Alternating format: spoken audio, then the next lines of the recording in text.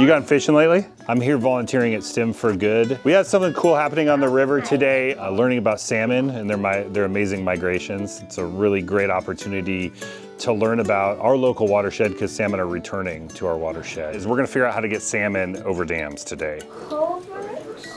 Culverts, how do those work? You can do that. All right, let's draw a picture. I want to be a marine biologist when I grow up. We're gonna pour water down this. We're making a dam and then we have to make like a way for the salmon to get over or like around the dam. We gotta somehow create a fish passage. It's a great way of sharing your passions with the students and your specific knowledge. And I'm able to share that passion and that knowledge with the kids. You do it? Okay, let's see what's happening. Let's see, put it in, install it. There's no better way to forward your career and your goals and your mission than to teach it to the next generation. It's sort of the breakthrough moment where they learn something. We have a few salmon that survived. You get to test their idea and you feel like you've done your job, I think, at that time, and they get to see their experiment work. That was a great idea. I had a really good time doing this, and I hope to come back, hope to work in the school some more.